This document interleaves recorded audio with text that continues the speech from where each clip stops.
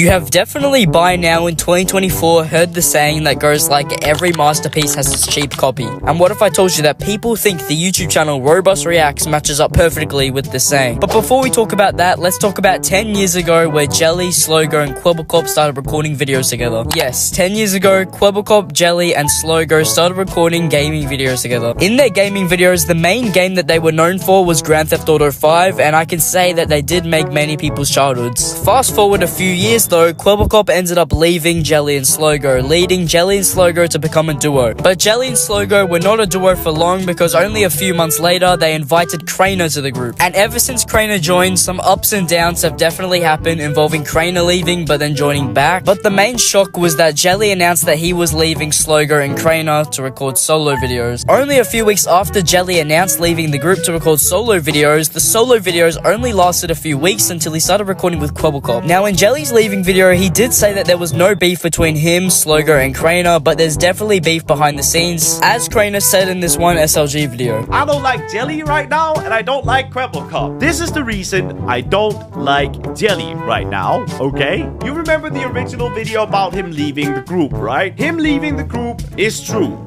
He left the group. What you guys don't know is that, yes, he did feel left out. He told me and Josh about that. Me and Josh tried to correct our mistakes and actually canceled a lot of things for Jelly to not feel left out. He left anyway. Fine, you can leave. You can leave the group. This is really not, we're not gonna force you to stay. I just don't think it's fair to say that you leave the group because you feel left out. Okay, fine. You want to go solo and try that out because you've never been solo in your life. That's what you said. I want to explore this solo thing. You do it for a week, dude. I don't have a lot of respect for somebody that can't even stick to their own life. The first episode Jelly uploaded with Quibblecop was just a simple collab and reunite, but no one ever thought that they would become a group, I think. But Quibblecop started to appear on more and more and more of Jelly's videos and even joined Doodletown. The audience reactions were either happy, sad, or mad. At least for me, and many of the audience was starting to dislike Jelly for breaking the promise that he would record solo videos from now on. Over on X and the SLG channel, Crainer was throwing shots after shots at Jelly and Quibblecop. And let's just say, after the fans saw Robust Reacts, they went mental. Over on the SLG Reddit, every single post was just talking about Robust Reacts. Now in this video, I'm not going to choose whose side I'm on, but I'm just going to be talking about the differences between them. Now I think it's quite clear that the whole Robust Reacts thing was inspired by SLG, especially because in the first video of Robust Reacts, Quibblecop mentioned surpassing SLG in subs one day. 0 subscribers. 0 subscribers. We need to get more subscribers than SLG. Everyone subscribe! And let's just say the fans already thought the first 2 episodes of Robust Reacts were bad, but now they've gone ahead and made a Reddit video which is really similar to the SLG Reddit videos. In my opinion, I think that they have taken huge inspiration from SLG, but at the same time, SLG doesn't own that style of content. There are many upon many YouTube channels on YouTube that react to their Reddit or just to reaction videos in general. So just because some drama happens and they upload similar style content, it doesn't really mean that they stole it from SLG because SLG doesn't own it. I do find it crazy though that in the recent Robust Reacts Reddit video, they did ask Slogo to come for a collab. Now I think many of the fans already know that this is a thing that Josh would not want to do. Josh is a smart guy and I think he knows that the best choice is just to stay out of it and stick with his buddy Crainer. Now one other thing that I want to get into between SLG and Robust Reacts is how SLG uploads way more frequently than Robust Reacts. SLG uploads every single day, and even if one can't make it to the recording, then the other one will do it for them. But Robust Reacts, on the other hand, seems that it's a big mess, but hopefully they get it sorted out in the future. I think another reason why Robust Reacts will probably never be SLG's subscriber count is because Quibblecop and Jelly have slowly fallen off a little bit. Don't get me wrong, they all have fallen from the peak. Crainer has, Quibblecop has, Slogo has, and Jelly has. They're not going to keep that peak forever. SLG was lucky enough to skyrocket around the time where Crainer joined back into the group. Because already when Crainer joined back into the group, lots of old subscribers came back to watch them, but maybe those old viewers have grown out of the gaming content and they want to watch SLG because it's more mature. SLG has nearly made it to 1 million subscribers and keeps going up and up and up every single day, but Robust Reacts on the other hand has taken definitely a more slower approach. Quibblecop left the group before Slogo and Jelly even knew Crainer existed, and the viewers who watched around that time probably forgot about them.